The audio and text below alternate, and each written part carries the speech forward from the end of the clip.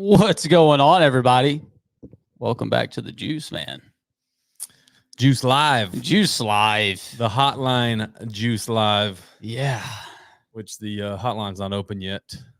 So we're just trying to wait things out. Yeah, but, man. This one, this is like a fresh start for the Juice. This is episode 1 of the Juice Hotline.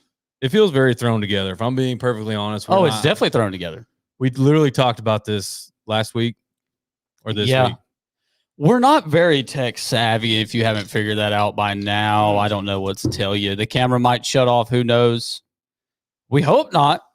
We sure hope not. We got comments like right away. Yeah, man. People are excited. People are excited. They get to call in and talk to us, but mainly Mr. Ben Milliken, who is going to be coming on here shortly. Yeah, so we got him queued up there. He's patiently waiting in our green room. Should we call it that? Yeah. Is that what it's called? Yeah, this is legit stuff around here. Yeah. No, we've been testing some Google Voice and some things like that to see how this actually works. It's probably we got it set up all wrong, but we're gonna try it anyway. Hey, we told y'all we are gonna do a trial run, and this isn't really a trial run. This is it. Like there's no trial when you go live. It's and we're starting off with a bang. We got Ben, so yeah, we figured why not have on a big name like that, big figure, big following. Yeah, the man. Yeah. That's it, man. So we're gonna get it going, man. I got a comment here. Juice Live, boys. Y'all should go live during the next 2 weeks. Like, as in for Bassmaster? Is that what you're saying? Bassmaster want to hire us? We'll do it. I mean, I can't replace Zona and I don't think that's gonna happen. I don't think Bassmaster's throwing us any money. So, but yeah, man, that's not a bad idea. We will we'll look into that. But for now, that's asking a lot for what we got going. Let's go ahead and get Ben in here. Let's see if we can even get through this evening. Yeah. Let's bring him on. What's up, gentlemen? Mr. Ben Milliken. We got him. How we doing? Man, we're making it. We're just holding our breath here, waiting on something to mess up. So hopefully we get through this. We've had worst case scenario, we can do like a regular podcast, right? Right. Yeah, we can. We can shut off all the comments, not take any calls. Yeah, just be normal. The beauty is we actually haven't even released the little hotline number yet, so nobody knows what it is. Nice. Yeah, that's smart. I like it. This is like revolutionary or something, right? I don't know. Could be an absolute failure. It's probably going to turn out to be a disaster. But yeah, man. I the way we kind of want to structure this, like I said, this is the beginning, so it might change over time. But we'll have you on, and then we'll just kind of start opening up some discussions, just general talk, like we always talk about when we're off camera, just all kinds of talks about the fishing industry, the elites, and all the stuff that's going on. And then we will open up this live hotline, and Lord knows what'll go from there. But I think a good place to start is, I think the last time we had been on was about I don't know, beginning of the season, I want to say. Is that right? I think it was before the Classic, right? Yeah, I think that's about when it was. Yeah, right before the Classic, after the 2 Texas tournaments. Yeah, on an absolute heater. Dude's going in the Classic like this guy's winning the Classic. AOI, or tied for AOI. Yeah, and he's winning. That was crazy. There was like a 95% chance I was going to win the Classic at that point, right? I had zero experience there, so I don't know why, but anything else could happen. Dude, momentum, man. You had the momentum going for you. You had a killer open season. You started off the elite with a bang, just throttling dudes. Yeah, and I know you've had some ups and downs since then, but like you're still sitting in really good position, in the Classic cut. And I don't know, to me, like just being inside that Classic cut is like got to be at least a pretty big goal. I know for you probably got, want to win one, of course, and all that, but like just for the rookie season, making the Classic again, I'm sure you can touch on that. Yeah, it's been, like you said, it's been a little bit up and down since then, but I mean, overall, I've been honestly pretty happy with where I'm at. 7 out of the 9 tournaments, I think 37th in points, so I'm kind of on the bubble a little bit. So we need to have a couple good ones here, and I'm confident that's going to happen up in smallmouth and apparently largemouth country with how Champlain's been fishing lately. Mm-hmm. But yeah, man, the season's been a lot. Like I said, up and downs. It's definitely, I felt my lack of experience in national level tournaments on new big bodies of water. I felt that a lot, honestly, the last 4 or 5 tournaments. And sometimes it's worked out well. And then I've had a couple couple tournaments where I've had really good day ones. Murray, I was in 10th, and then Wheeler, I think I was in like 15th after day one, and then just bombed day two. Just everything fell apart and kept going to a different backup plan. It just didn't ever happen. That's just how it goes. Everyone talks about staying confident on the water and trusting your gut, whatever, having backup plans in case something fails. And I had all that. I was confident in the spots. I was confident that some of the adjustments I was making were the right ones, some of the ones that worked the day before, and it just didn't happen. So, I mean, it kind of sucks, but you see those two, like 80 some and the 70 some finish, but those 2 days really have kind of defined the lower part of where I'm at as far as dropping in the points a little bit. But like I said, made 4 out of 7 checks so far, 2 top 10s, and so can't hate it. And I'm hoping we can get a couple more top 10s here to end the season.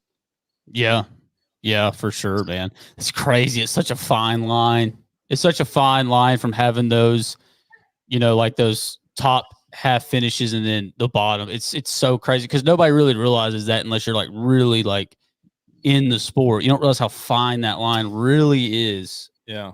Because his 2 worst, he's sitting in the top, after day one. And it's like these little bitty, decisions. And like you said, you're confident in you're fishing with confidence and you've been trusting your gut and you've been working out all year. And at the end of the day, it all comes back to that's just fishing. Like it really is. Yeah, it is. And it doesn't make you a shitty fisherman or anything. Right. From the outside looking in, it's hard to understand that. And it's definitely different on the elite level because I know it's a broken record. Everyone says it. They catch them every day. And that's so true, man, because like after you had like in the opens, I had a couple of those where I had a good day one and then I just like scrapped out a limit day two. And I was like, where am I going to be? Where am I going to be? And I would drop from like 15th down to 58th place or something like that out of 230 boats. Well, in the elites, man, it's like you have a bad day on one day, you'll drop from 10th to 85th. That it's just like it's crazy. You're in bottom 15 of the field, So yeah, that's the difference on the elite level for sure. These guys catch them better than you could ever imagine, and it's like you have to catch them great every single day just to have a chance to get a check. It's definitely not like if you're fishing like decent, you'll get a top 10. It's nothing like that. Like you have to be like on the winning fish to get a top 10, and you have to fish great to get a top 50. So it's pretty wild. Yeah, it's the best in the world. Yeah, and smaller field. I mean, you're taking the best guys, but you also got a smaller field, so it's a little harder to make up points too. Seems like, I mean, just outside looking in. Right. I mean, compared to the opens, where you got 225 guys, where if somebody has a really bad bomb and finishes below 150 or something, you can make up some points. But that doesn't happen in the elites, like you said. So yeah, literally the best in the world.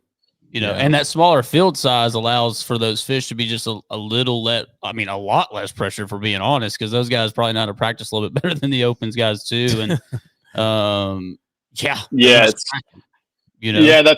just kind of like another cliche. Everyone says, everyone finds everything. And I mean, that's so true. In the opens, you'd feel like you'd find a pretty juice spot, and there was probably a pretty good chance a couple of people would find it. If you find a group of fish in the elites, like everyone's like, not everyone, but 70% of the field probably is going to find it in practice. And it's not only finding it, it's like if you pull up in the opens, a lot of times I feel like if you're like on Wheeler, you pull up to an offshore shell bar, an offshore current break spot, there might be 1 or 2 boats there, but there's a good chance, they're dragging the old football jig, or they're throwing a crankbait, or they're doing something that, if you know the spot really well, you're going to be able to pull in there and finesse one or set up on that spot differently, and allow you to get some more bites. Well, in the elites, it's like when you pull up on a spot and someone else is there, or someone else has just been there, they are making the perfect cast, and they know how to catch them on every single bait possible. They're set up perfect, and they're throwing the exactly how they need to be caught 90% of the time. So it's as tough as it seems, and I'm not trying to like make excuses for poor finishes or anything. But I think people do have a hard time kind of wrapping their head around the difference in the skill level when you start stepping up to the top levels, and it's been pretty crazy. Yeah, there's There's no doubt about it that the general fishing public has no clue, how tough that field really is. Like, truly, man, like I can only imagine. Well, and that's probably true for a lot of cases. The general public probably doesn't know a lot of stuff. I mean, the Opens are pretty hard to hang with, Definitely. and the Invitationals as well. So Yeah. I mean, there's 100%. Yeah. I mean, I think that's why a lot of people have a lot of misunderstanding about live scope and all the recordings that Bass puts out, because it looks so easy, but you don't see all the back end work and the presentation stuff that everyone's doing to get those fish to actually bite. Yes, sir. That's a lot of work, especially depending on where you're at. It may be even more, maybe a lot of hours behind the wheel, might be a lot of hours behind the trolling motor. Yeah, there's a lot that goes into that. We see it all the time here locally as well, where we'll see somebody near a general area, maybe on Rayburn or Toledo or something. Where like they're close, or maybe even they're on it, but they're not set up right. We'll swing back by in 30 minutes, and that's just not the case on the elites. Like you don't really feel all that confident probably going behind some of these guys. Like, well, he's set up right on it.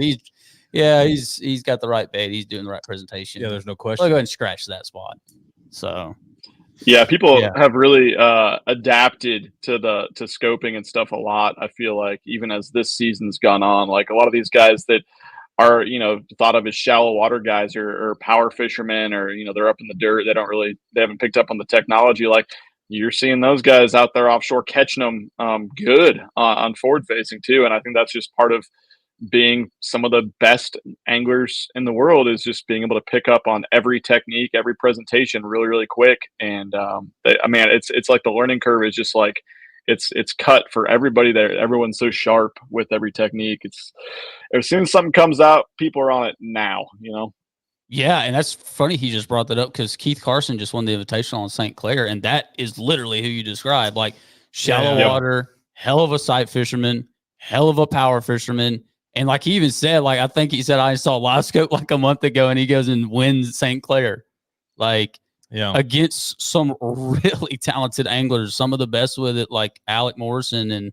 some of those up and comers over there that just made the BPT for next season. So yeah, prime example of a guy that for sure that put his head down and learned it. So for sure. Speaking of invitations, we already got a little. I don't know what you call this, but. What does it say? Top Invitational this year was better than top 5 Opens guys this year. Ooh, I don't. That's a really wild topic to talk about. I have to dive into that because, first of all, the Opens isn't over, but second of all, just off the top of my head, the names that are up there, I would have to beg to differ, just because Dakota's in the top 5 right now. Easton Fothergill, Cody Meyer, I believe. You're talking about some Tucker guys. Smith. Yep, Tucker Smith. I mean, that would be. You line those 5-on-5. That's a hell of a tournament. Yeah, maybe someday we'll get to. That's the problem. We don't have a way to know it, so we're just speculating until then. But definitely a lot of respect for guys on both tours. I mean, my buddy Brad Jelinek, man, he's from the Ozark area, and I think he finished 9th or 7th in points. He's an incredible angler. Great year, and still didn't get in that top 5. So I mean, it's crazy, and that's a really young group of guys over there on the Invitationals that qualified too. So a lot like they're freaking hammers. Yeah, a lot like your rookie class you got going on over there. Starting to see a trend here, are we not? You ain't kidding, man. Yeah. Well, what else you got? Got a comment here.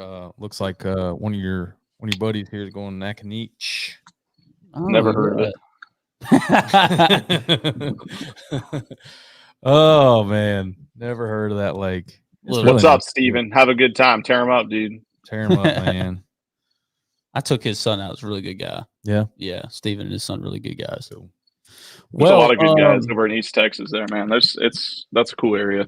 Yeah, no, it's a super cool. We're super fortunate. We got a lot of good lakes, a lot of big. We get to fish year round. I mean, that's different. I mean, you're up north right now, and that's what's going on right now in the pro world is the northern fisheries, but we're super fortunate down here in Texas to get to fish year round. So yeah, ain't no doubt, man.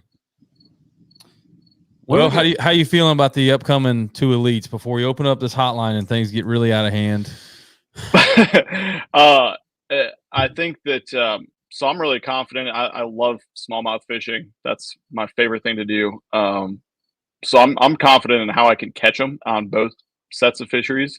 But I also it's a huge gap in the field's knowledge versus me. I mean, I've spent 2 days just last year messing around on Ontario before practice started, and then I haven't been to Champlain ever. And so there's been a ton of guys that spent a lot of time on both fisheries. So we're gonna have to learn a lot in 3 days of practice for both. But yeah, I feel really good about it. Honestly, I feel like I could win either of them.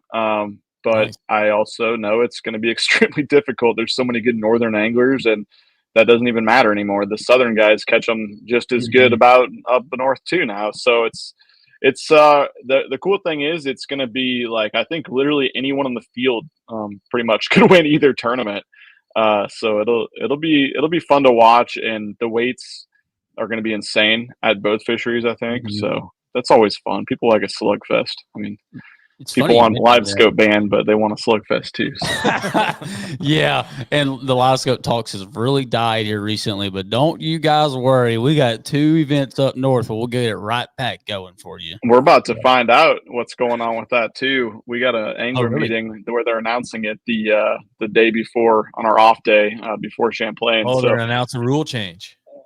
well, they not necessarily. They didn't say a rule change. They said they're going to announce the schedule to us. They said they're Okay. going to talk about what the forward-facing sonar committee has decided and any other rule changes. Committee? Hold up, we got a committee for FFS. Yeah, there's been I don't, maybe they don't call it that. They call it like the electronics committee or something that they Okay. formed this year to look into it.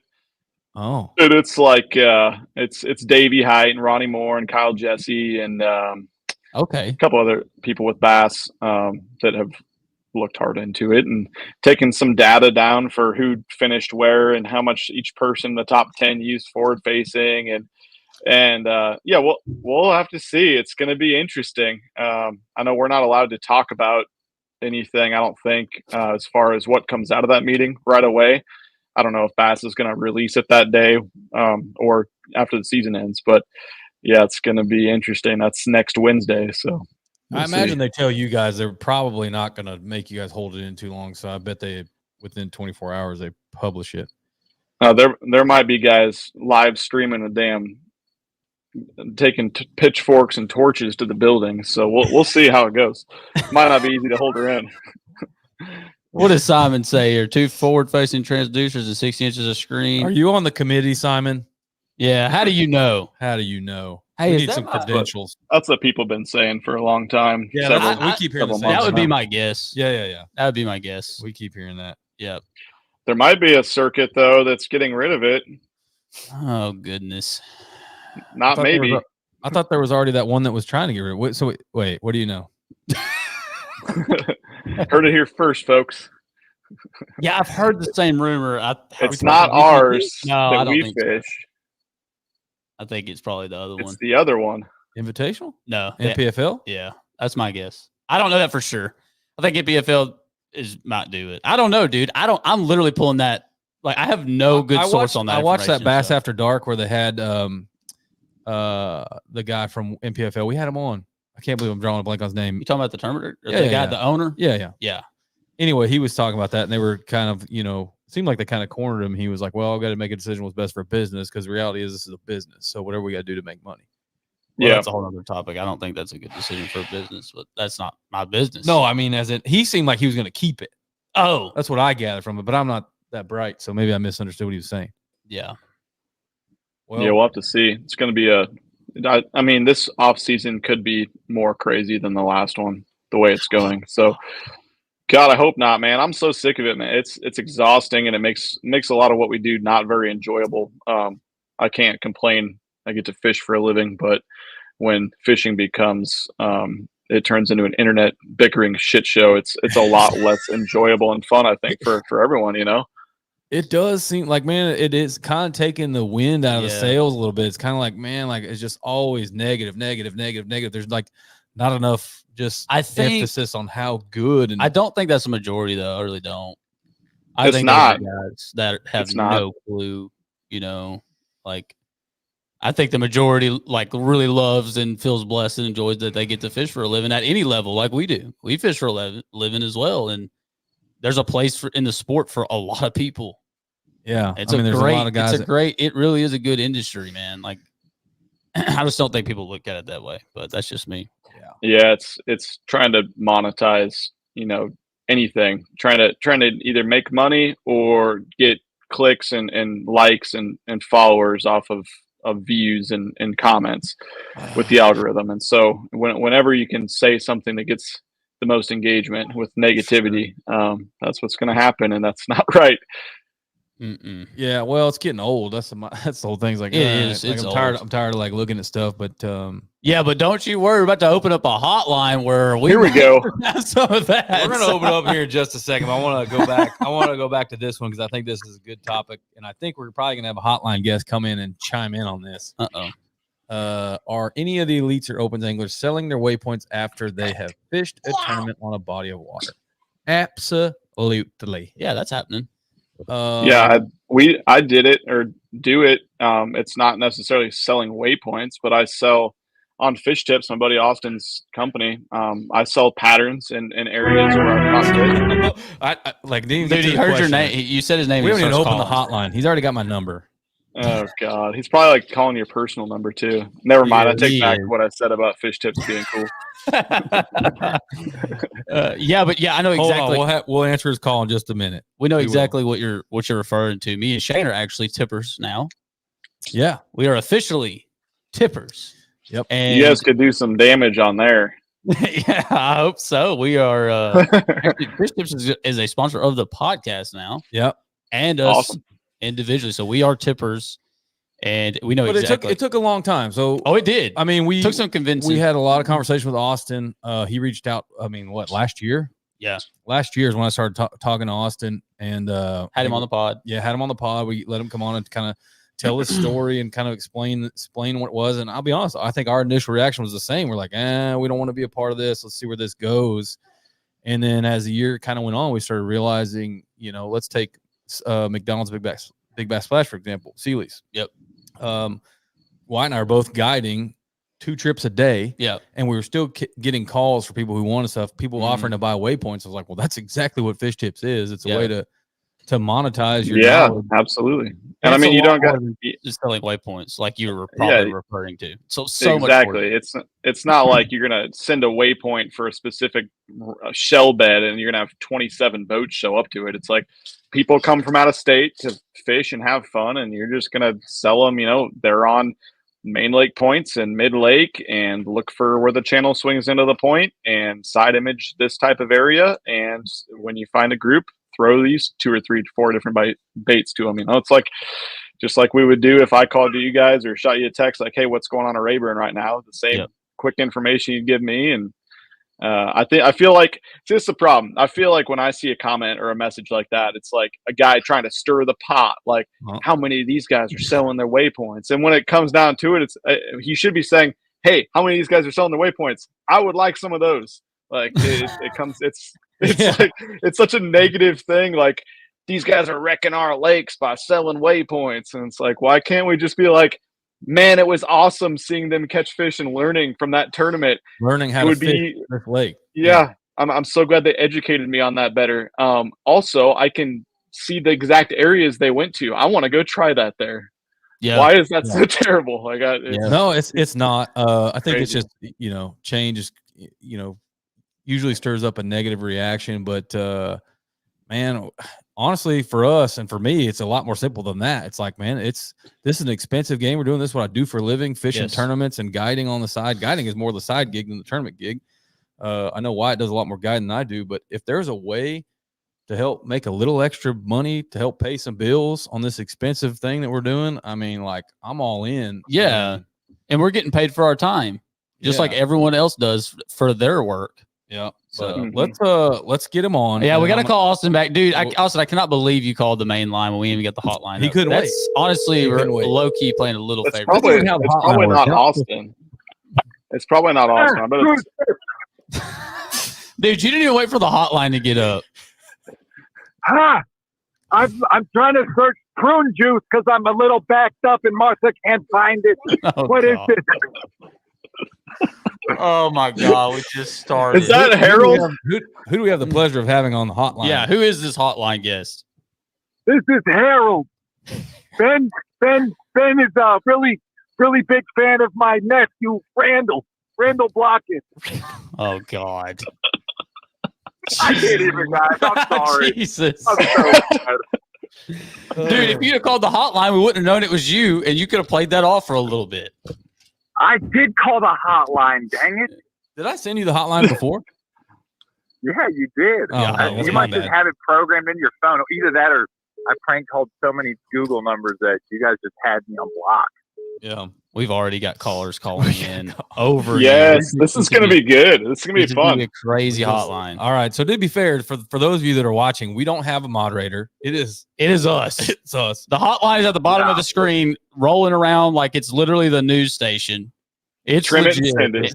So if you call and we don't answer your call, just give us Just a be little patient. bit. Be patient, and we'll answer as we This go. is like when Bobby Boucher called Captain Insano.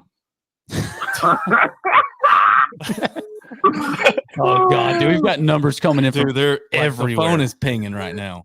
Austin, we're gonna give you 60 seconds here. State your Give us a little fish tips info. I don't know if you heard us talking about that. We were talking about how we're tippers, and Milliken himself has made a few extra dollars. Oh, cool. Yeah, no, I was kind of listening in. We're driving to Panama City Beach right now, so some wild kids and everything. But no, it's a great opportunity. I literally when the platform, when we really conceived the idea for the platform, I was like, man, this is a great opportunity for literally. There's 4 of us on this phone call right now that like we always get blown up for information. There's people that value our knowledge and expertise in this industry. It's a great way to help recreational anglers and even club guys that are like, dude, I had a guy the other day. He bought a tip. He's like, man, I've never been to this lake. I'll probably never be back to this lake. He's like, I've got a club tournament with 15 other buddies. He's like, 3 of them have already bought your other stuff. He's like, can you lead me in the right direction? And, it's a great way for me to make money passively.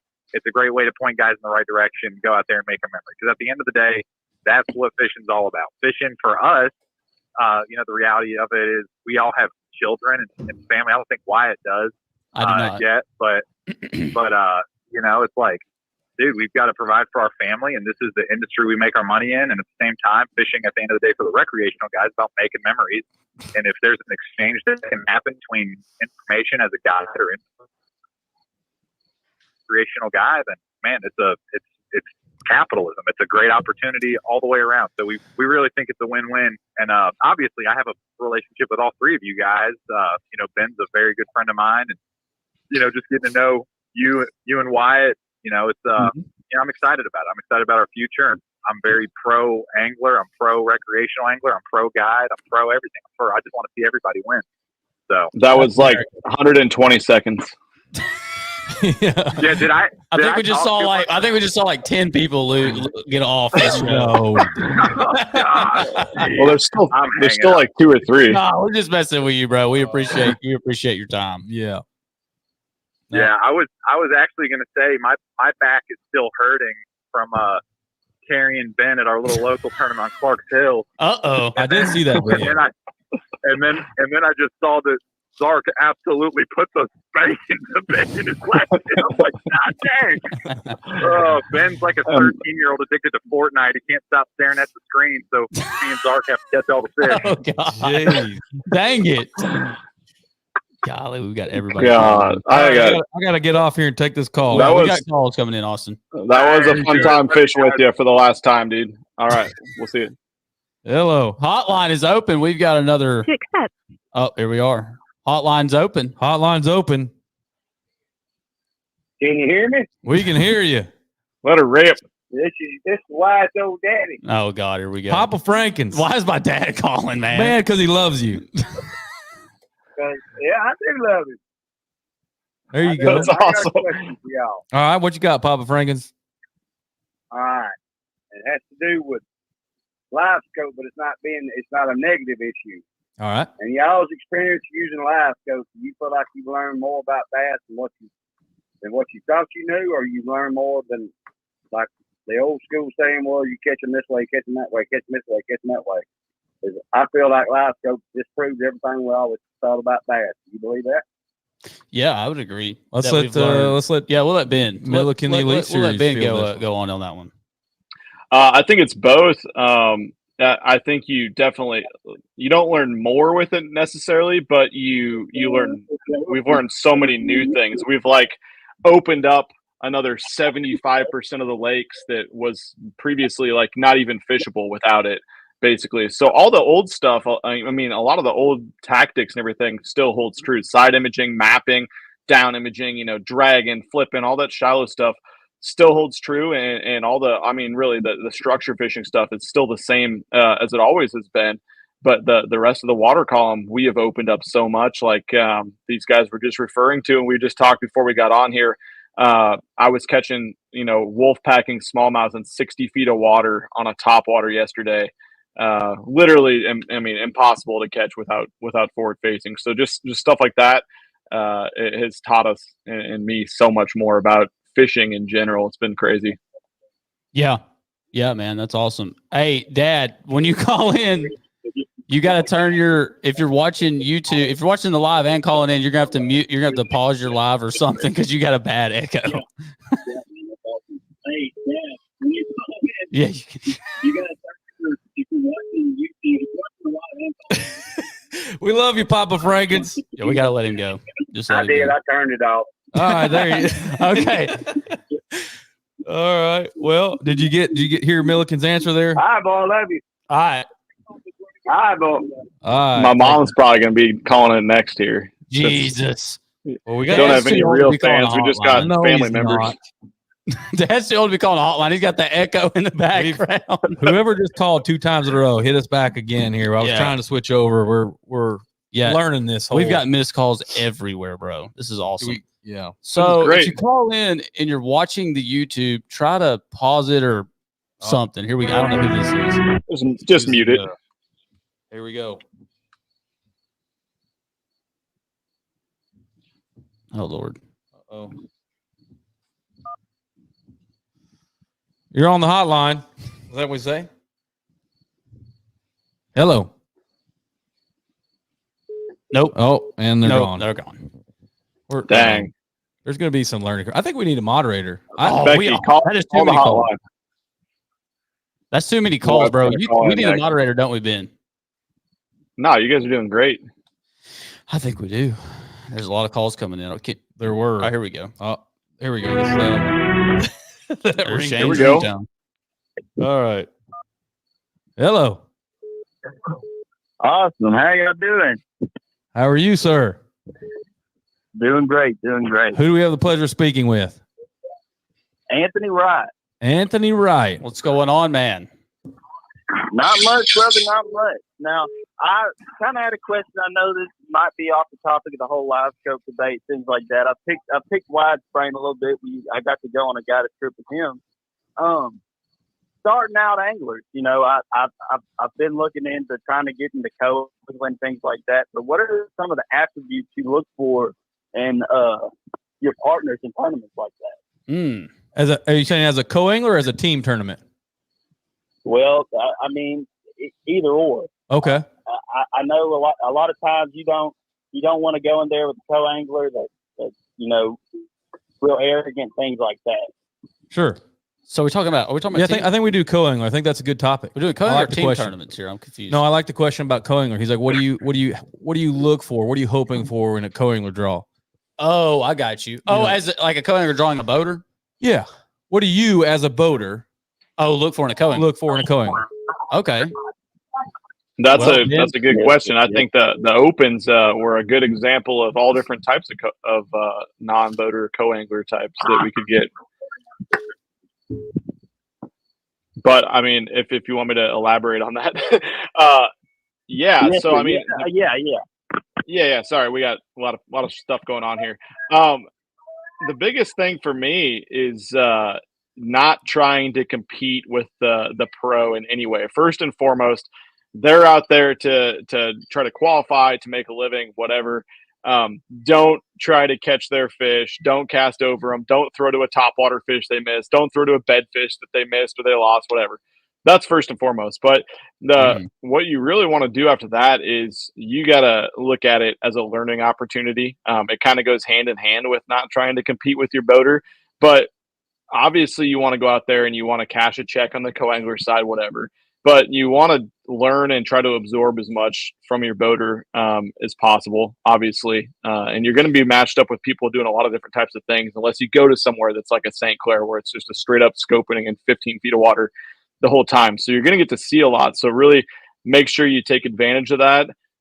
Do a lot more looking around, watching your pro, watch how they use their boat positioning. Not necessarily just their baits that they're using, because I mean, chances are you could catch the same fish on a variety of different baits. But watch how they present their bait. Watch how they're setting up on a spot. I mean, I think those are the two biggest things as far as getting better at catching fish is boat positioning and bait presentation. And then ask them questions when they have downtime, when they're idling, stuff like that. Don't necessarily berate them with questions about techniques and baits and stuff while they're actually fishing. That's really good advice. That's a great answer. Really, I don't know much else I could say. Yeah, I mean, just don't try to compete against your boater. A lot of times, if you go ahead and ask, like, "Hey, man, what's my best opportunity to catch fish behind you? What would you do if you were me?" They'll 9 times out of 10 they're gonna give you an answer that's honest and truthful and will help you catch fish. And you guys are both gonna have a good day on the water. There's no point in having tension and just being upset with each other throughout the day. So, I mean, I think Ben nailed it. Yeah, absolutely, man. Yes, and you learn a ton, man. You learn a ton as a co-angler when you really pay attention to that kind of stuff. And I think like Shane said, the more respectful you are of him too, and just like not getting in his way or stuff like that, I think he'll really be willing to help you. I know I have fishing Toyotas and stuff like that. If I'm like, hey, let me get my 5 or let me get whatever I'm trying to get here, and then I got you. awesome. That's Yes, awesome sir. information, man. I really appreciate it. I know whenever we went, we got out on the water in Raver, and I was definitely trying to treat it that way. I'm trying to learn. I watch you guys all the time. Even I'm at work. I'm on YouTube watching how y'all present y'all say. So I appreciate that, and appreciate y'all taking my call. Yeah, man, we appreciate your time, bro. Thanks for calling, Thank man. you. Thanks, dude. Yes, sir. Dude, we had like 4 more callers coming in there. Yeah, do we call Barrett back? Ben There we go. Give him a call. Yeah. All right, see if I Barry. guess first one we can call back. He might have just been calling me because I was picking his brain about GoPro footage earlier, but He's gonna have no ideas on YouTube he's got Live. no idea. It's like, what? Hello. Are you on a tractor, Barrett? Yeah, I am.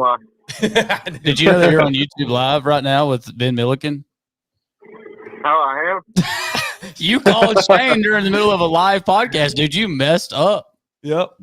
Hey, Now, let me that's something to ask. I don't even know what to ask. no, you're good. You just You're called Shane's personal number. I didn't know if you were calling the hotline number, if you were calling me, or I didn't Well, know. I tried to. Oh, there you go. Okay. I tried to. Well, yeah. There we go. Deal. What's up, Barrett? What's going on, Ben? How are you? Anyway. What are we doing? We cutting hay? What? Are we cutting hay today? What are we doing on the tractor? Yeah. There you go. Barrett, it's 7:40. You ain't got much longer. We're soaking up the air conditioning. Who? Hang on. Let me think. Put him on the spot. I know we did. Let's do it. Heck, I don't even know. I was gonna ask something that probably don't need to be on air. I mean, you said it now. Go for it. No. We're about to put the clock on this dude like we're playing poker here. Come on, Yeah, Barrett. I don't even know. Would y'all rather every tournament see one with forward-facing sonar, or every tournament be one without it? Oh God, I don't know. How do you think like it would affect the industry? That's actually not a bad question. We'll let Ben take that one. Well, I think that a lot of people would destroy their electronic devices, their laptops, their phones, if every tournament was one with live scope, because brains would melt, and it would melt the screen, and they would be typing so hard in all caps that it would be a mass extinction of iPhones or Blackberries or flip phones, whatever they're on, around the country and world. So I guess I would rather they all be one without, just because I don't even want to see the crap if it was the other way. Yeah. But Yeah. that's theoretical. Yeah, it is. All right, Barrett, we gotta let you go. We got too many callers. You're on a tractor. I mean, All right, peace. Keep cutting that hay, Barrett. Yeah, bye. See ya. oh man, we had Barrett baling hay. Barrett in there running a Kubota wide open. Just God dang. Becky, Barrett, the camera guy, called in. He's baling hay in a tractor. Oh man, I love awesome. Barrett. That's a good dude. Devin, you've called 3 times. If you can call back. Oh, here we got one coming in here. Let's see. Chris. No, you're good. I think it adds character to the Hello. bridge. Welcome to the Juice Hotline. Are you there? Yes, Who do we have the pleasure of speaking with? this is Block It Tripping. Block it. Tripping? Oh Yeah. no! Can you hear me? Oh Lord, here we go. What you This got? could be- What you got, man? Yes, so this is the original Block It Be Tripping. High class Bassmaster meme. Here we go. Oh God.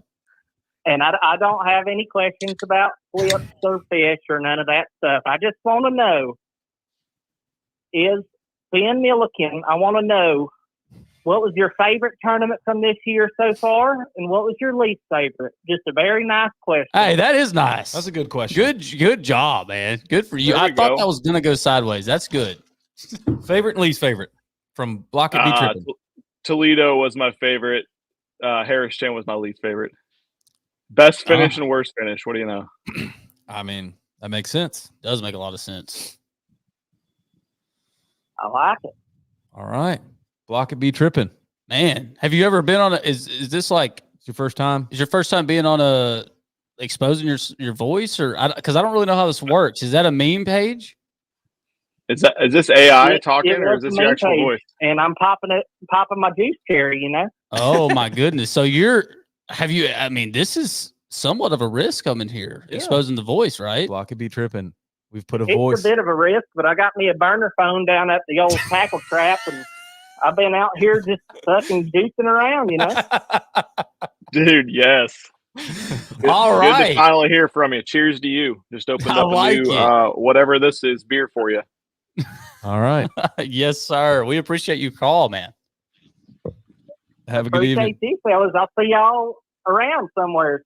Yes, Maybe. sir. Maybe we won't know, but Maybe we won't know. yeah.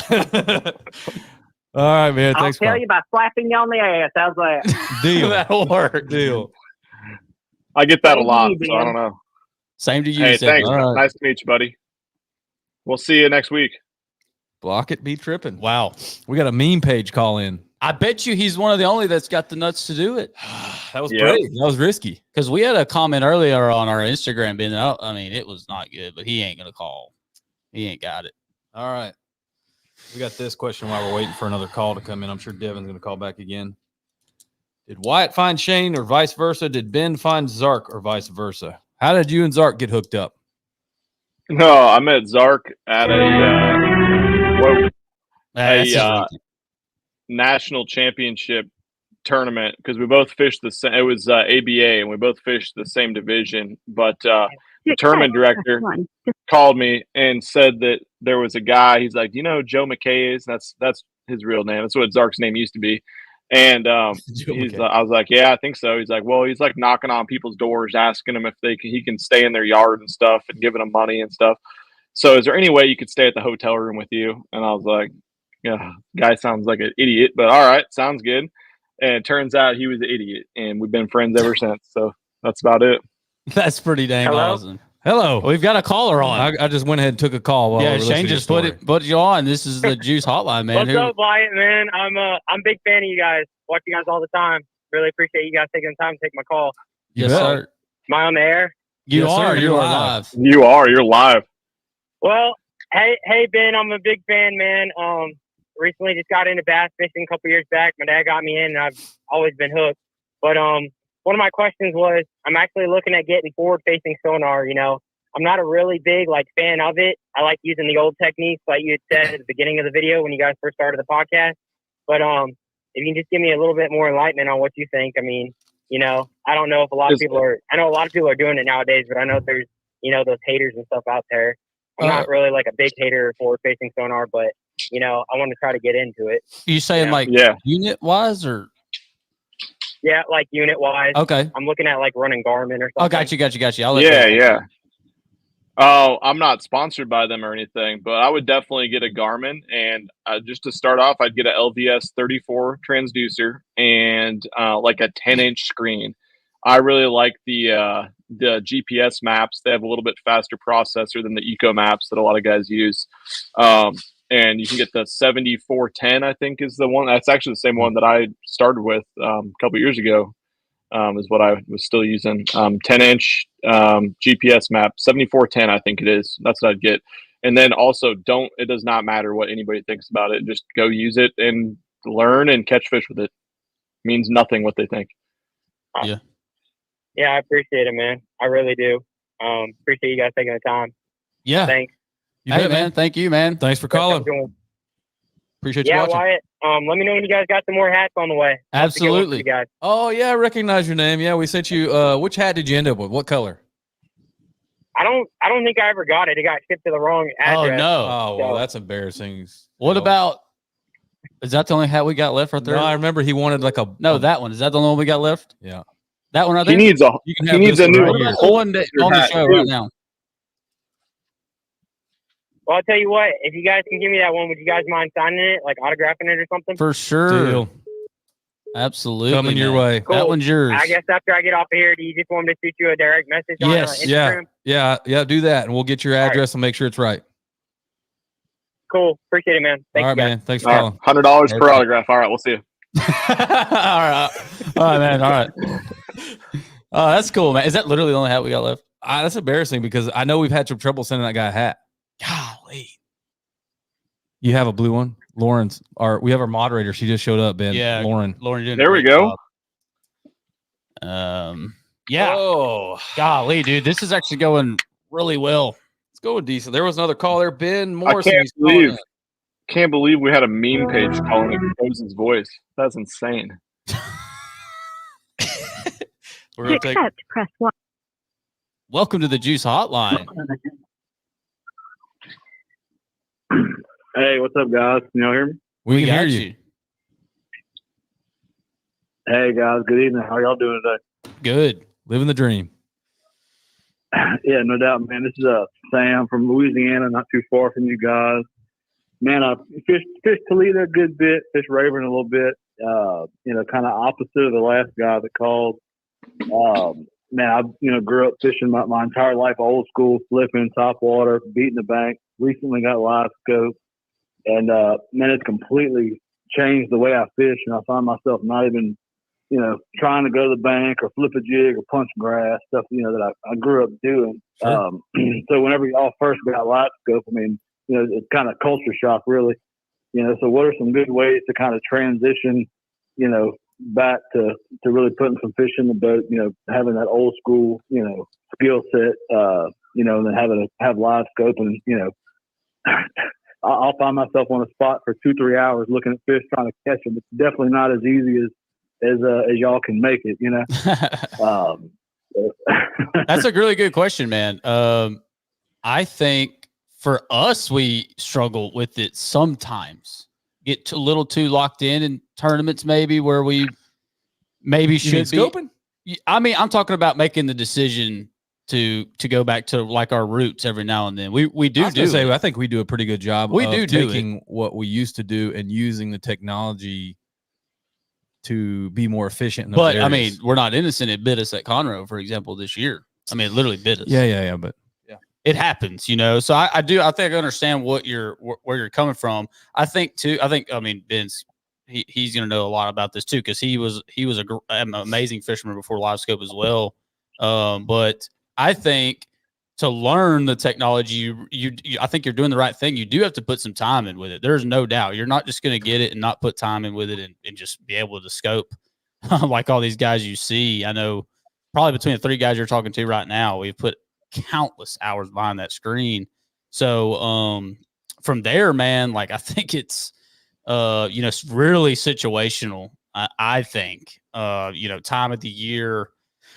Basically what the fish are doing. There's several tournaments like for us this year at Cedar Creek. There's several lakes that you go to that just don't even set up for the opportunity to really use the technology and be like the most effective with it, if that makes sense. Like we're always using it, even shallow on perspective, maybe following a grass line with it. There's all kinds of different ways to use live scope besides just targeting fish with it. But like at a place like Cedar Creek we fished this year, the belts, like, dude, you literally like there was just trash fish everywhere in the water column, right? So really had to go back to our roots and got on a good shad spawn deal, flipping, chatterbaiting, really fun tournament. But I just think that's really situational, when it comes to that. There is times I think, like in the pre-spawn, you talk about fishing Toledo and Rayburn. I will have to admit that there is times in the month of January on Rayburn and Toledo where it can be a struggle to compete for a win, like not live scoping. I'm just being completely honest. That's my thought. I could be completely wrong. There's other ways to win, I'm sure, but I think a lot of guys are gotten so good with it in those months around with the lakes we have and how our fish kind of act.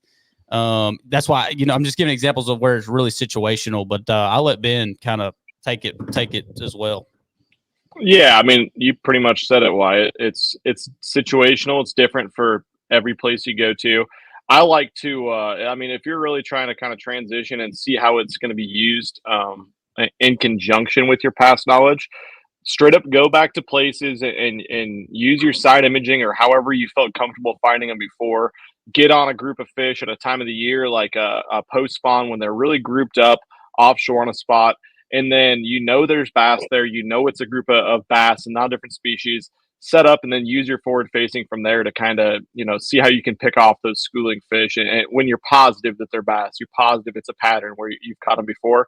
And then once you start seeing more and more bass and what a group of bass looks like and how they're reacting to different types of baits, presentations, then you can really kind of, start using that in other scenarios and build upon your knowledge as opposed to just like, hey, I pulled up to a point and there was a lot of fish on it and I fished for 3 hours and fish followed and I didn't catch any. As opposed to doing that, like you're saying. Yeah, that's really good Yeah, advice. For sure, guys. No, I definitely appreciate it because I've fished a few bass clubs around the house, and very small, but I've won several tournaments pre-live scope, and now that I've got live scope, it's almost like it's hard to put a fish in the boat. I'm so just obsessed with trying to watch it and see how the fish move and react, and so it's definitely, to all the people listening, it is not as easy as it looks. Yeah. I don't think you can just go by and just put fish in the boat, man. Because I've fished my entire life. I'm 37, just got it, and it's a whole new world for sure. Yeah, and I think anyway, I think real quick before you go, I think exactly what you're talking about, like the ways you used to catch them. You talk about fishing at a club level, like, dude, that's awesome. Like the way you used to catch them and, those thoughts when live scope comes out and these guys are catching them and these thoughts get in your head, that same exact thing that's happening to you is happening to Elite Series anglers right now. Yeah. So like, don't feel bad about that at all. Like those thoughts that are creeping into your mind, they're creeping into some of the guys that have been doing it this old school way forever. It's the same exact thoughts creeping into their mind, and it actually hurts them more than the technology ever would. You know what I mean? So, it goes back to confidence too, Sure. So, do what you feel confident in. Yeah, for sure. All right, guys. Well, cheers. Drink up. Hope somebody let some other callers get in here, and I appreciate what y'all do. Y'all awesome. Thank you, sir. man. Thanks for calling, man. All right, man. Later. Yeah. What's up, Zach? Zach, what are you texting me for, Zach? This isn't a text hotline. He said, "Get more hats." Yeah. Well, Start good, making Dean. them, bro. Turn 'em- 6 makes them for us. Let's go. Turn the machine on, Zach. Caller number whatever this is. Just waiting for like a collections agency to call me or something. While I'm on this. You owe us $52. Hello. Hello. How are you, sir? You hear me? We can hear you. Can you hear us? Yeah, I can hear y'all. All right. Who do we have the pleasure of speaking with? All right. You're speaking to Anonymous because I'm going to ask a little bit more controversial question. Oh, here we go. Oh, here we go. There's Anonymous. Well, I was thinking we're going to have a nice, pleasant fishing conversation. Yeah. This question's for Ben Milliken. What's up, man? Can you hear me, Mr. Milliken? Yes, sir. All right. So, rumors been going around. Flip Johnson came out with a video the other day Oh, I knew about this was you throwing coming. a fish back, Yeah. and it appeared to be dead. And I looked at it; it looked pretty dead. You left the fin clips on it, and I think it looked dead. But I'm wondering if it wasn't dead, why would you throw it back with fin clips on? And if it was dead, why would you throw it back in general? Or if it's just a like everything, just genuine question. You don't got to be anonymous to ask that question. I think that's a very fair question. I hadn't really talked about it other than people that are close to me and matter to me, and important people like the tournament organization about it. But it was Right. it was shitty. It was a bad look. I threw it back and forgot to take the fin clips off because I was in a hurry and I was trying to get out of there. It was the afternoon and been fishing in 400-degree heat for 6 straight days, and it was a mistake on my end. The fish did look like shit, but it was alive, or else I wouldn't have thrown it back. To be honest, I had 3 dead ones that day, and I weighed one that was smaller than that one. So, it was kind of crazy how the internet decided that the fish was dead, despite them not being there. I mean, fish are considered alive if they are moving in any way. And that's what I was making sure of when I was digging in my live well. I think Wyatt and Shane have probably had many fish that they knew they threw back that were 100% going to die within minutes, but it's legal because they're still flipping. They move their gills, they move their tail, whatever.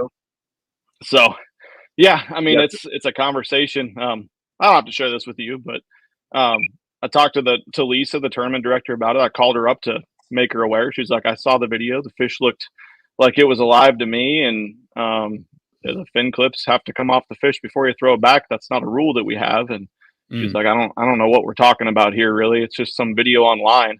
And I was like, yeah, it's a bad look. I'm sorry, it won't happen again. But it is what it is. It was definitely, it looked like shit, and I hated it for that reason. But it is what it is. It does kind of suck. I mean, I put the video out and myself on my channel with my camera guy from 100 yards away, and someone on the internet decides that I, had a dead fish I threw back and cheated, and they knew it was dead, but they have the audacity or the judgment to say that when they weren't there. They didn't see the fish other than through a lens a long ways away.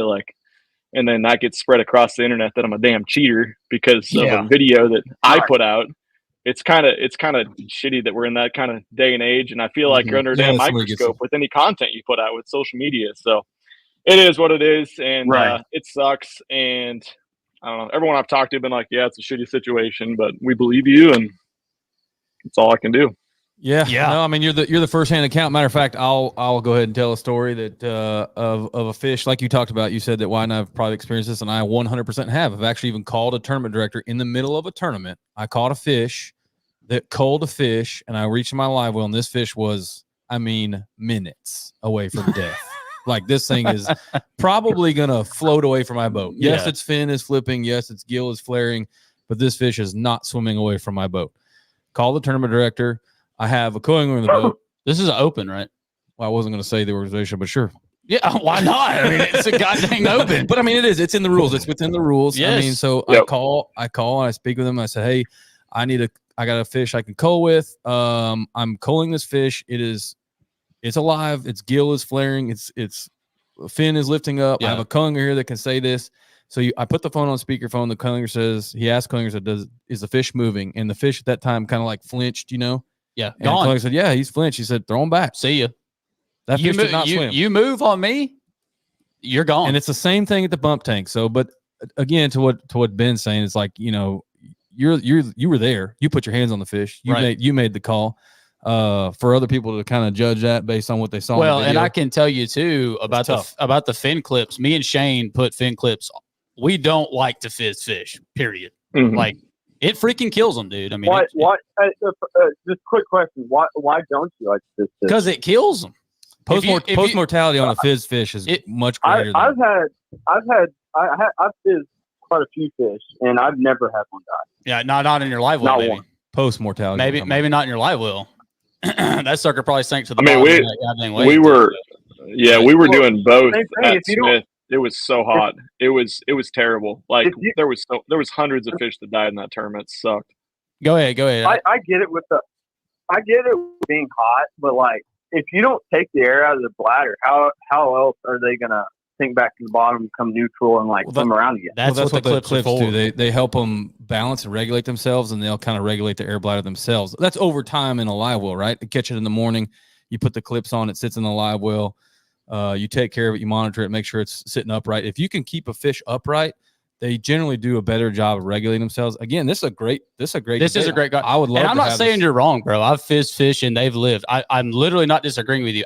For me personally, I don't, dude. At least fizzing them through the throat. When I was younger, I killed so many fish doing that. It was a huge mistake. Then I finally learned how to fizz them through the side. That was better. But dude, fin clips have always been bread and butter, especially on those giants, no matter the time of the year, even in the winter, dude. Like even in the pre-spawn when they're big, healthy beasts, like still they want to go on their side. Upright. Absolutely, they do. I think that's a great topic, and I think we need to do an episode on it. That is a great topic. But I was going to say about the fin clips, I can't tell you how many times me and Shane will go to weigh in and like almost forget. And if you bring a fish to weigh in with a fin clip, that's a penalty. So you're pounded. Yeah, ours. Exactly. So I could see you throwing one back and just like, dude, it's hot. It's like you're in a rush. It just, Matt, dude, it's a mistake. How many times has Paul and Nick made colon mistakes? How many times? Some of the best in the world. Yeah, it happens. It just happens. It happens. You know? Heat of the moment. Yeah, I took him off the clip by his mouth and pitched him in. It's just was stupid. Yeah, I understand that, but like when you like listen to the biologists and a lot like Todd Driscoll down in East Texas, like you hear him talk about, he always says, fizz your fish. They say fin clips are better than just leaving them floating in there, for sure. But they talk about how fizzing them is ultimately what's going to help them in the long run. Well, maybe you're right. We got Todd Driscoll literally right down the road. Yeah, we've actually talked about having him on. We need to probably have him on. I think it'd be a great topic. I would love that episode. Yeah, I'm not claiming to be right at all. I think another problem with fizzing though too is you don't want to take all the air out of the bladder, and you don't want to take not enough because then they'll just float back up, and so you got to find that perfect space with where it's at. So that's not easy to do, you know. Right, you could mess up. I get. Yeah, honestly, I think there should be more. I think lessons on that particularly. You are correct. Fish care than anything, because 100%. Fish care is like number one in the sport as of right now, and I think that just gives everything just a better look. Bass fishing in general, which I'm not like a environmentalist crazy person. I'm just, you know, when I put a full pounder in a live well, I just wanted to be okay. I've had fish die, but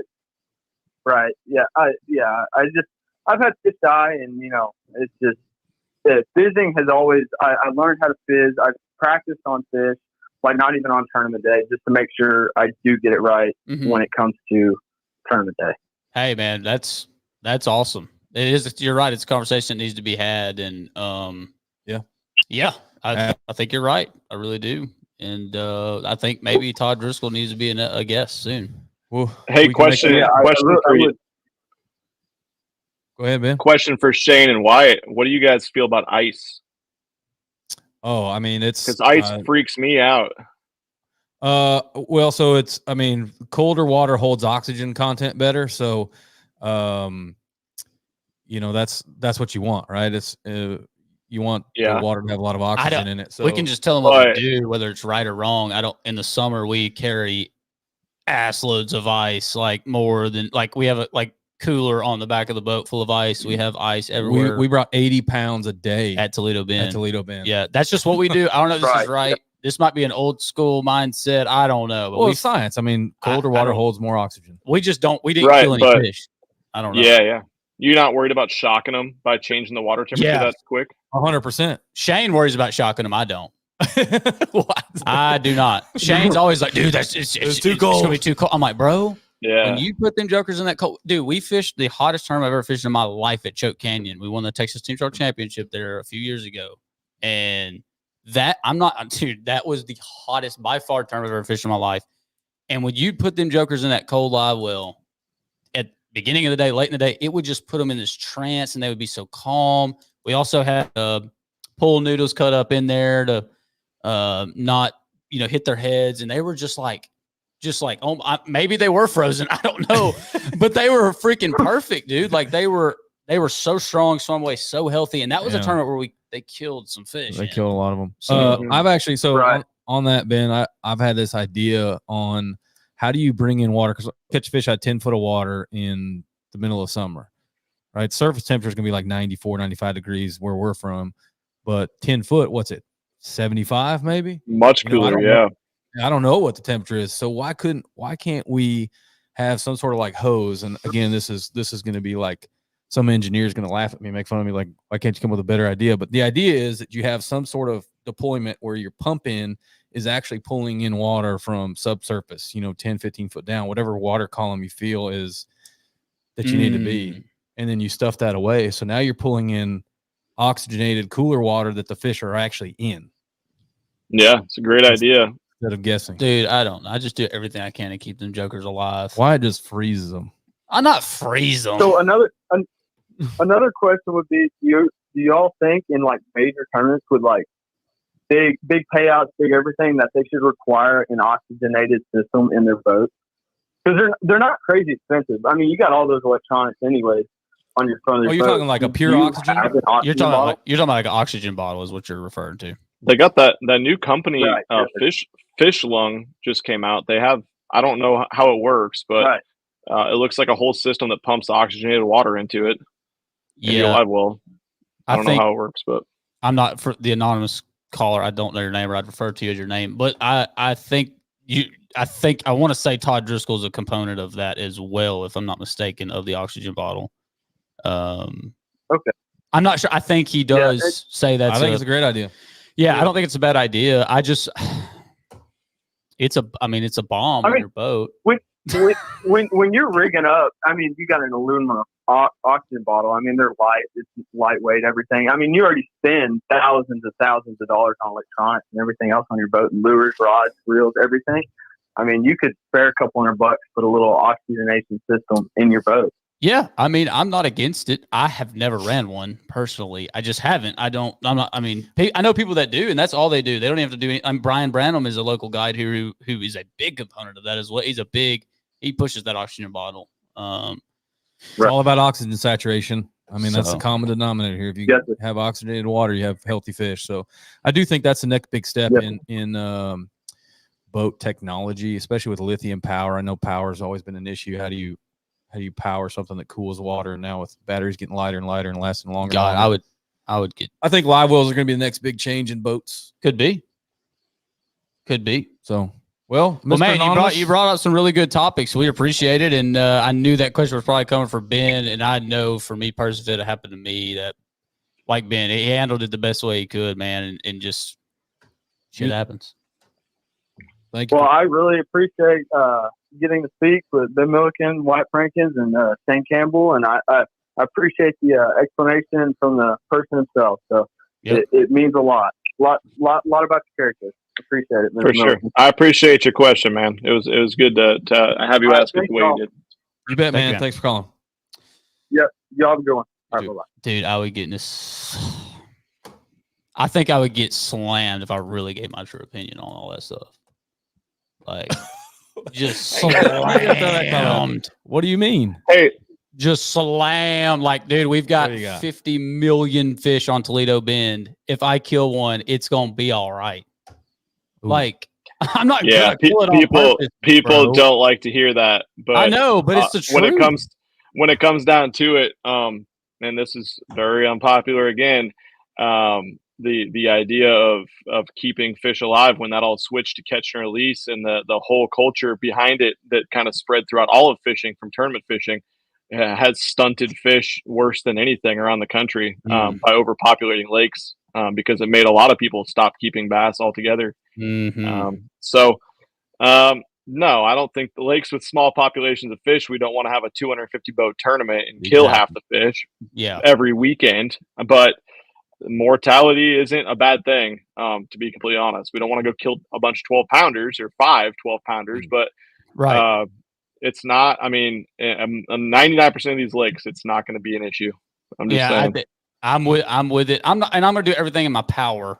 Obviously, we get penalized for freaking killing fish. Well, and we love catching the large ones. Yeah, so we're not going to do that, you know. But yeah, hey, bro, they've been filleting fish at Toledo Bend for a long goddamn time. Yes, they have. Filleting them more than their limits, too. How's that place doing? One of the best fishers in the nation. Yep. Yeah. But it takes 77 pounds to win a 3-day event. But I think we go above and beyond for fish care. I mean, we didn't kill. I don't think we killed one. We did not kill a fish all year. Nope. So all year? I don't think so. Maybe not. I don't know, man. We did. I don't know. You might have. You just put fin clips on it, so it sunk. Right? We just let it sink like a rock, dude. I like it. Actually, that was another idea. Like, what about like a dissolving fish clip? You know what I mean? Like you use a rock. Down its throat? Is that what you mean? Oh, like clip it? Like you clip it, right? Because that little alligator clip is going to rust out in like, what are you talking about? 2-3 days. That thing is rusted out and gone. You talking about a clip like a weight? Yeah. So even the clips that the fish that he had clips on, whatever, you know, those clips are dissolved. They're going to rust. Yeah. I mean, they rust out. Yeah. We got to buy new ones. You know how it is. That fish probably shook those in 7 seconds. Yeah. In open water. Those didn't stay on. But hey, man, it is what it is, bro. Mistakes happen. The fish was alive. It was alive. Had some clips on it. We answered the first part of that one question, but we got a follow up here. How did Wyatt and Shane meet? How did we meet, Wyatt Franken? Well, Shane hired me. I was the best goddamn employee he's ever had, and always to show up to work on time. Brought a lot of information, valuable information, to the store there here at Tackle Addict on the south end of Rayburn. And basically, when I started working for Shane, he noticed I started catching them pretty good in tournaments. Oh, is that how it worked? And he's like, I better jump on this train here. This young dude right here is catching them. So Oh, Aaron Coachell says false. Oh, come on, Aaron. You know, false. Yeah, that's definitely an exaggeration of the facts. Yeah, I might have been the worst employee. You were definitely the worst employee. No, Easton Higley had to be the worst. I mean, you didn't even make Easton work. I think you were hired as a favor to Easton. Yeah, but you didn't even make Easton work. Y'all went and golfed on the clock. I never did that. To go play golf with and eat lunch with. Yeah. Anyway, so we met at the shop. I hired him at the shop, and he was fishing around here and spending a lot of time on the water. He was okay, but he needed a little sharpening on his skills. Had a 1997 Triton. They weren't quite there yet, but I saw the potential. I saw the raw potential, and I was like, I can hone this kid's abilities. He can mold me into. Look at him now, folks. Look at him now. Taught him everything he knows. Yeah. Man, we're it's team partners. That's a whole other episode. Team partners is a whole new world. We still think that there should be a professional team trail. I think it'd be super entertaining. You'd have some absolute dynasty teams built. And that's a whole nother subject too. Professional team trail would be awesome. You read it here first. Hayden Schaefer. Shane groomed Wyatt. Yes, you're right. He wooed me into fishing. I'm grooming him.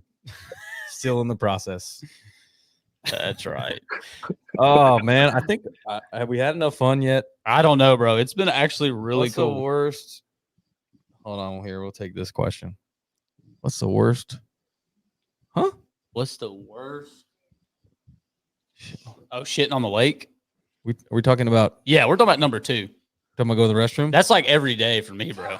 That's- Yeah, I was gonna say that's not an issue. That's, no, it's not. part of it. Yeah, I've got two pretty cool stories, or one for sure. Cool. Final day of the Toyota Series here on Rayburn this year. I absolutely bombed the second day because I'm an absolute failure.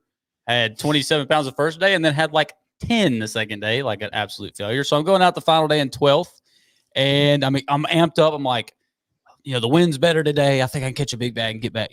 Maybe make a run at the win, or just top 5 it. I get there and I'm all excited, bro, and it hits me so bad. And it's like, well, I got to do it right now. It is what it is. Control the motor. Keep in mind, in the Toyota Series, you've got a co-angler in the boat that you don't know who they are until the night before the tournament. So this guy doesn't know me. And I'm like, I literally turn around, I turn to the side and I look at him. I say, hey, bro, we're going to get real acquainted real fast. And literally exactly what I said. And he looked at me and said, what do you mean? I'm like, I got to go to the bathroom. And it ain't number 1. Like, I got to go right now. Yeah. And so I'm like, just face forward, had a minute of awkward silence, do my thing.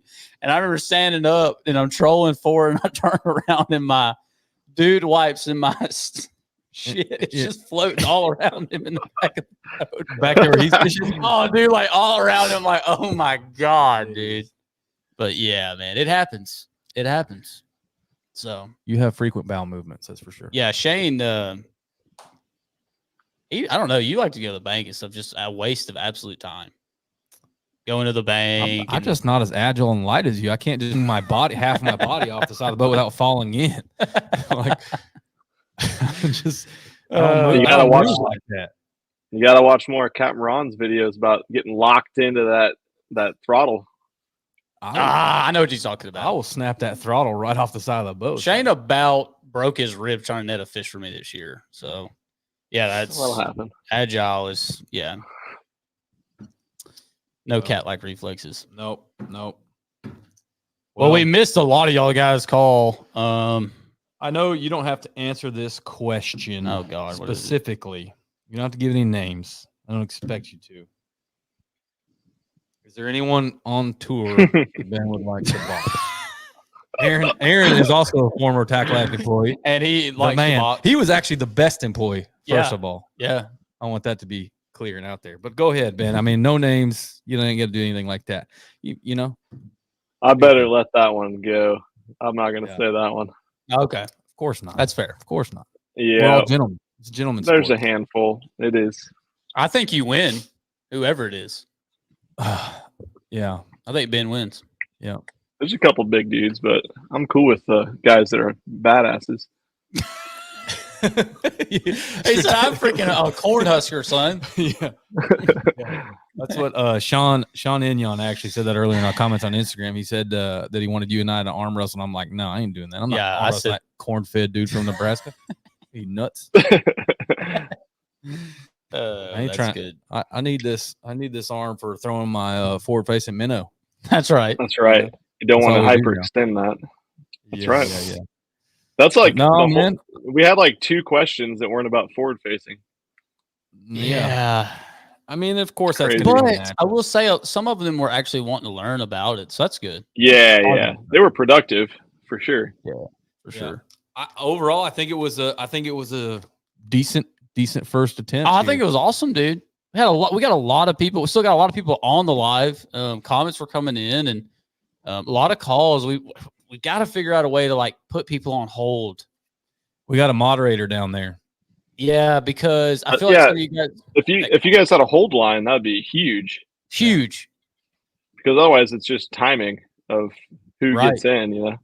Yeah. Right, and that's what I'm saying. Shane, how many missed calls do you got, dude? Like a bunch. I think you got. I think a lot of people were trying to call in the same time. I know that's what I'm saying. But if you hold, yeah, like have a moderator, Lauren, be like, hey, thanks for calling the Juice. Please hold. Please hold. Thanks for calling Juice. Please hold.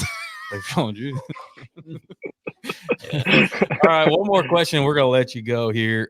We know what Wyatt's favorite technique is. What about Shane and Ben? I don't really What's have Wyatt's a favorite technique? He's probably referring to cranking. If I had to, bet. Definitely not. What? You're a minnow guy. No, chill out, bro. Everyone's a minnow guy. It's 2024. Chill Drop out. shotter. I grew up like idolizing Keith Combs and stuff, bro. Like fishing was my. Braden Elliott, you put this comment up here. Tell him what you it know is. what Wyatt's favorite technique He is. knows. He said cranking. Yes. He said cranking. Well, you went with him one time and he was crankbaiting. Anyway, I fish with him often, and the dude. Shane fished a lot of team tournaments with Combs, and then learned a lot about crankbait fishing when me and him started fishing together. So I don't know. I don't know, man. It's a crazy world. It's crazy. It's crazy out here. What I learned with Keith is don't try to crank behind Keith. That's pointless. Yeah, I was gonna say. Cranking with Wyatt. Hey, Just try not to look hey, in the side of the head. gunslinger. Not like Combs though. Combs until you wear a wrist brace because you crank all day that hard, you can't. You use that's Combs, bro. That's he's Texas. He's big Texas. He is the cranking animal. But Yes, sir. I don't really have a favorite technique. I'm pretty versatile. Yeah, for me in the past year, definitely Carolina rig would probably be my like. If That's I had to boring. go, but I mean, how many big fish we caught on the rig? Yeah, I mean, catch them everywhere that's too. where we're from, but That's where we're from. yeah. What about you, Ben? Yeah, go ahead, Ben. I can't. There's not one that really jumps out to me. I love to catch them on big bait a lot. I really love some of these smallmouth techniques. I really love the weightless, heavy plastics for smallmouth. I've been doing a lot of that. They are about that. Weightless, heavy plastics. Oh, we don't need to elaborate anymore. That's all I got. All right. Sidebar. Yeah, we'll have this conversation after. Yeah. Fuzzy baits with a lot of salt in them, I guess. There you go. Yeah, there you go. That's honestly cool. Now in competitive fishing, like that's the honest truth. Like, is if you look back in history, like in our sport, like take Combs for example, the dude is an absolute hammer power fisherman. When it comes to crankbait fishing, if they're on a crankbait, put them in your fantasy team every time. Yeah, like the dude's gonna catch them.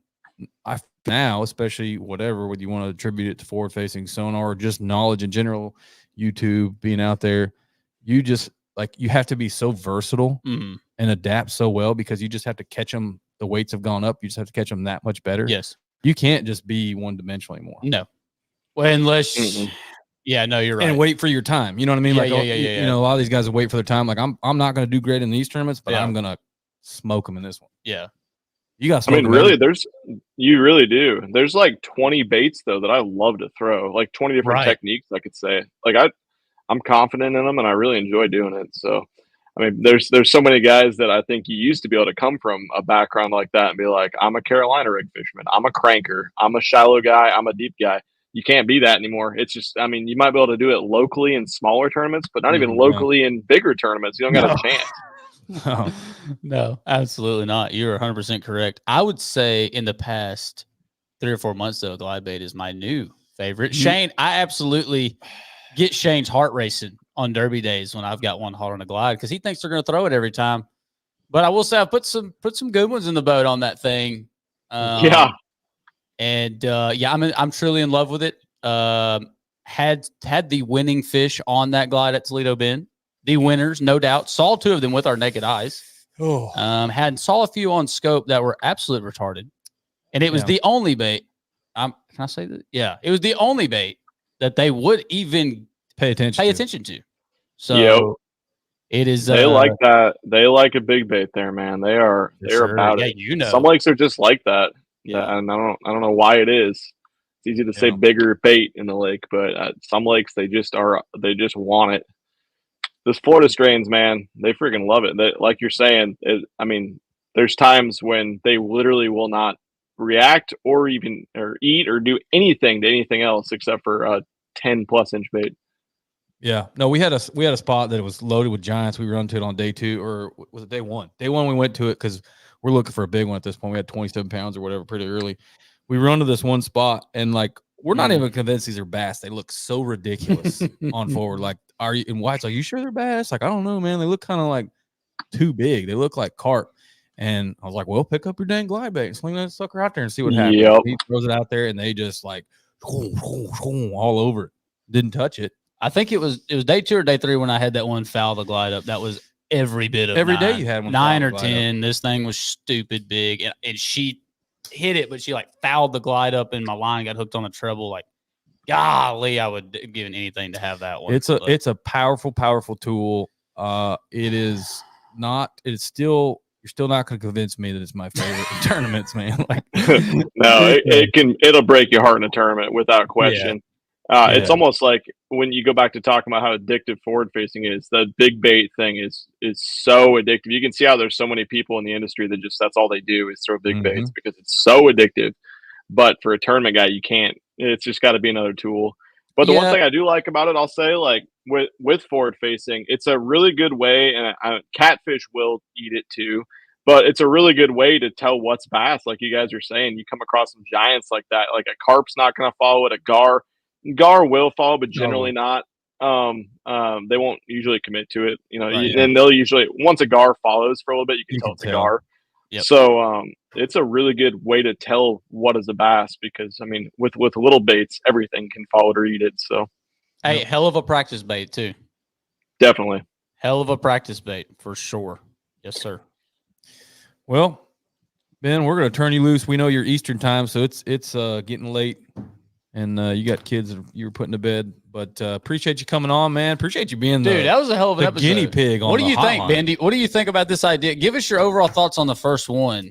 True advice? What do you in true opinion? What do you think? No, I think it was awesome, man. You guys had some really good callers. You clearly knowledgeable fan base, and a lot of good things happened there. I can't believe Block It Be Trippin' called in, and God, man, that was good. I do think, being able to put people on hold would be huge. But it would be huge. You guys will figure that out. Yeah, we'll get there. Yeah, that went smooth. Yeah, it wasn't bad. Well, like I said, I appreciate you being the guinea pig, and you were a good sport. And as always, man, good luck to you the rest of the season. We know you're going to smash, and we're going to watch. So, yes, sir. We'll be rooting for you. Let's go. Thanks, gentlemen. All right, man. We'll see you soon. Mr. Ben, that was awesome, dude. And we really we appreciate y'all for keeping it pretty PG. We had some tough conversations, but we got through them in a positive way. Yeah. And I think that's the difference, man. Like, and I'm not saying anything about anybody else. What they do is their business. But, like, there's ways to talk about things and come out in a positive end and say, hey, look, like even when we were talking about the live well things, I was like, hey, this is the way we do it, but I'm not going to sit here and say I'm right. So I think that a real conversation is when you talk about something tough, hey, this is what I think, but I don't know if it's right. And let's talk about it like grown like adults. And instead of making backhanded comment. I mean, on social media. And I think what this does, for prime example from the anonymous caller, is give them a chance to talk to them instead of just throwing up some comment.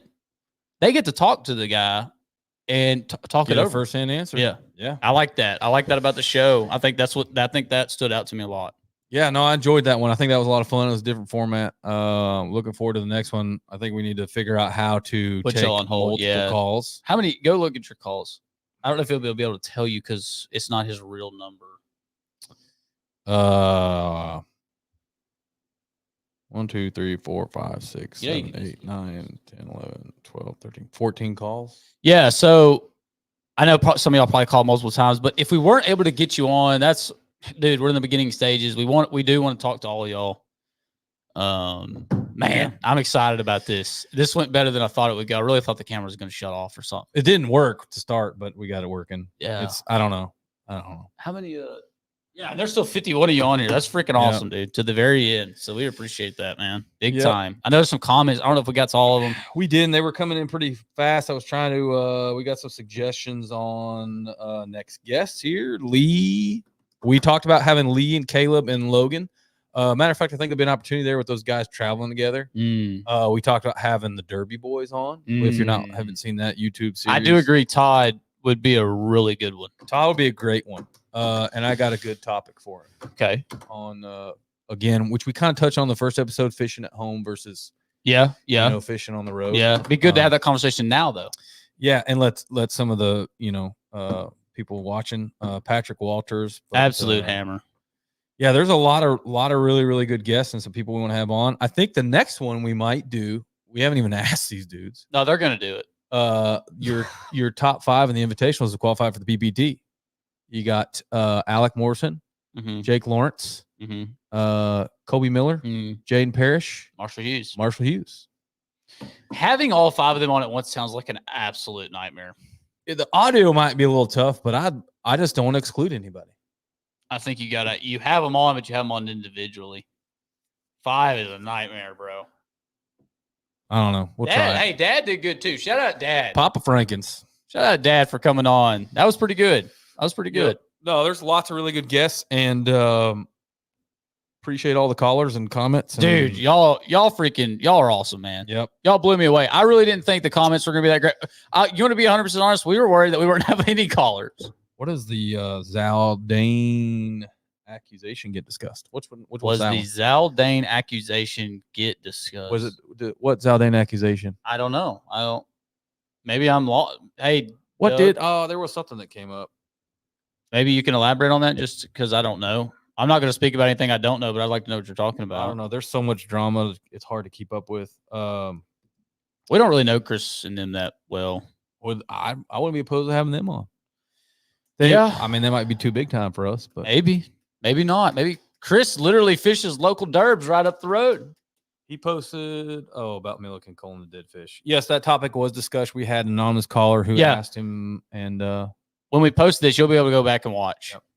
Yeah, some really good stuff. We might actually cut some of this up, post about it. Real good stuff. Yep. Real good stuff. Really good episode. And yeah, man, I think that's it. I think we don't have any more callers coming in. The comments are still coming in. I shut the hotline down. Oh, you shut the hotline down. Shut the hotline down. Well, guys, how long was this one? Hour and a half. And I felt like Can you use the restroom? Well, you can go. Yeah, go to the bathroom, dude. You can walk by there. I don't know why. I'm not even gonna lie to y'all. If we get we're thinking about some ideas and a new setup. Oh Lord. Oh God, we need to get off now. Blinky. But if we get our new setup, I could go like freaking hours on this. Yeah, we could do hours of this. Yeah, and this is awesome. Multiple guests. Have like one guest come on for like 30, 45 minutes. Yeah. Jump off. Next. Be drinking some cold brews. Who wants to get in the octagon with the callers? Yeah. The hotline? Hey, you know what we need to have? Like a dude, like some random dude sitting in the acting, you know what I mean? Some, like idiot, like how one of our idiot friends. Like that one show. Like the one dude, the Barstool dude sits there and eats ice cream with his shirt off. Yeah. Yeah, that's us, bro. Anyway. All right, guys. Well, until next time, man, we're going to try to do this once a week. What do we do this Thursday at 7? So I don't know if once a week is safe.